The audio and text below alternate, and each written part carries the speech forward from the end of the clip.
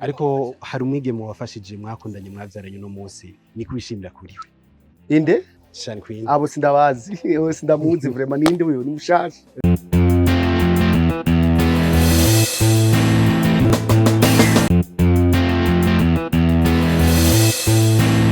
Yes, bakunzi ba Open Mic. My name is Patrick. Ndi kumwe n'umuririmbyi bavuga ko yatanguriye abandi kuva kera ariko nuno munsi aracakora wa mwuga we wa muziki wiwe.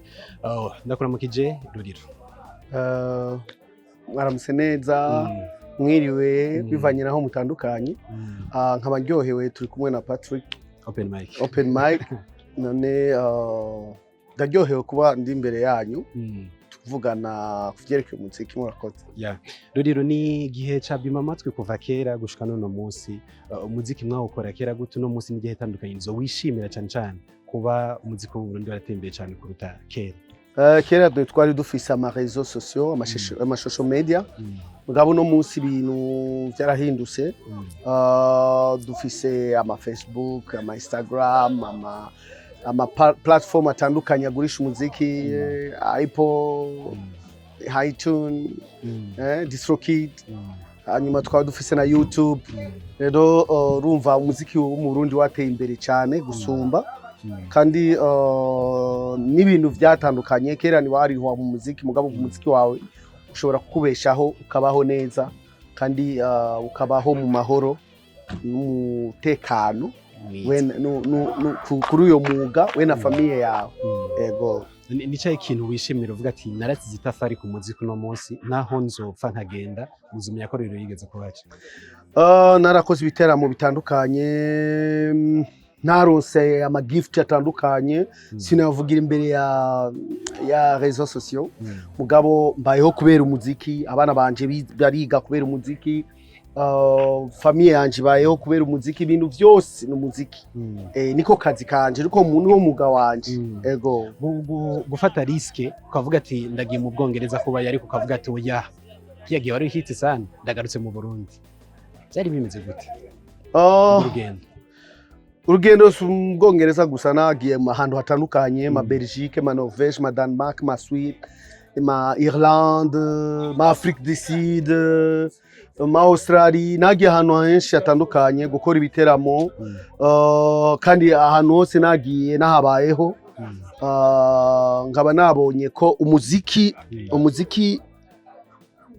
ntegezwa gusubira imuhira kubera ndi patriote. Ndakunda igihugu cyaje ndakunda iterambere ry'igihugu cyaje. Aruhombo uvuga ati narakuye nabwo kuba uno munsi nakibarizwa mu Bwongereza canke kuba naruhombo narumwe parce que ndi Murundi kandi mbaye mu Burundi. Kandi mbayeho neza n'ubuzima bumeze bien. Nkaba nshimiye kubona ndishimiye kubona navutse ndi Murundi. Ego Lolilo kiretse umuziki baravuga ko urumurimi urima iki? Nibaza ko ivyonye ari private life sino bivuga imbere ya réseaux sociaux. Si vyiza cyane mugabo ego ndumurimyi mfise n'indi myuga itandukanye mugabo umuziki n'umwuga wanje nkunda.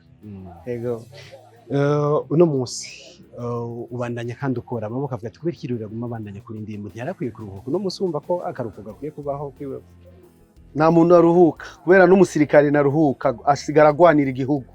Ego ikintu namaze kubona mu buzima na kustafinga mu muziki bibaho nkuko umukinyi w'umupira ashobora kuba yarushe akavuga jewe ndahagaritse gukina umupira mugabo umuziki ni plaisir.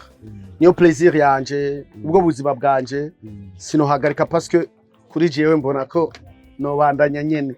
Naho hariho abana banje bariko bararirimba afise umwana aririmba n'abandi benshi cyane ndiko ndaforma bariko bararirimba. Umwana wawe ushaka kumushira muri hehe kaje? Sinshaka kumushira arimwo deja parce que yavuse ari umumizicien.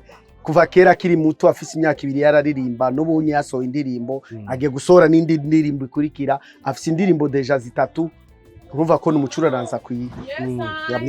Ni n'ikintu navuga ko mu minsi cyaho kiravuga ati Lolilo yihakanye umwana uvyo vyavuye ku kibuga. Ivyo nyine na commentaire ndabifitiye parce que nibindaba.